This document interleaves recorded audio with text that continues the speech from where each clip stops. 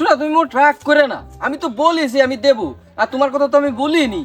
কিছু না হোক কেন ঈদের তো বহুত দেরি, তোমার ওই একটা ডায়মন্ডের রিং, 4-5টা 3 পিস, আর তোমার যা যা পছন্দ আমি তোমার দেবো বলেছি। তো তুমি ঘুরতে যাবা, তোমার ঘুরতে নিয়ে যাবো, এত টেনশন করার তো দরকার নেই।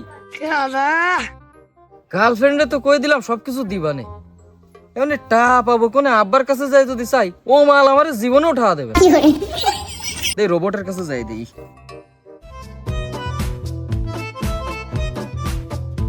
ভাইপো, আমি তোদের চাচা শর্তেও আমরা কিন্তু এক বৃত্তি মাল টানতেছি, তোদের ভাগ্যটা দিয়েছিস ভাইপো। তুমি চাচায়ে এক বিড়িতে মাল খাও, এটা দিলাম সত্যি কথা। আর মাল কিনতি একটাও তুমি গাইল মারো না, এটাও শুনলাম সত্যি কথা।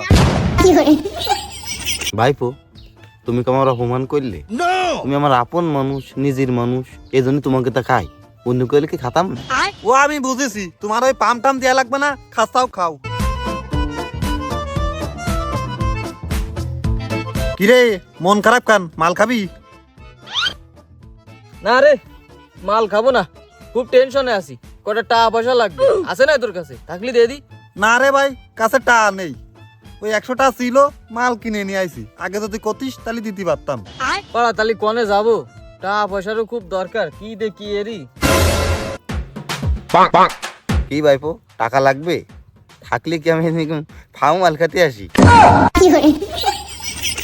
ও তুমি যে টাকা দিতে পারবা না নে, সেটা আমিও জানি, তোমার আশা করে এনে আসিনি। ভাইপো, টাকা তো তোরে দিতে পারবো না, কিন্তু একটা বুদ্ধি দিতে পারি। দিঘি টাকা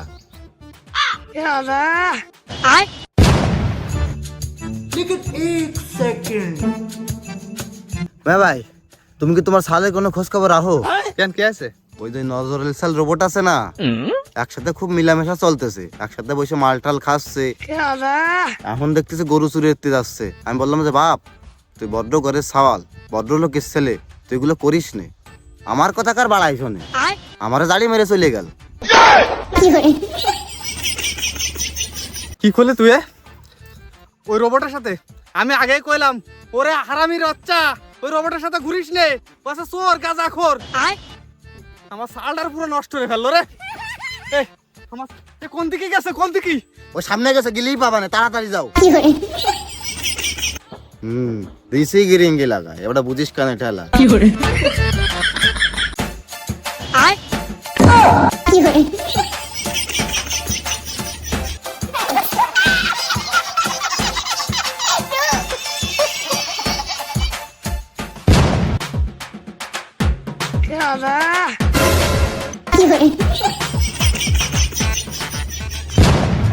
Hola, vaca!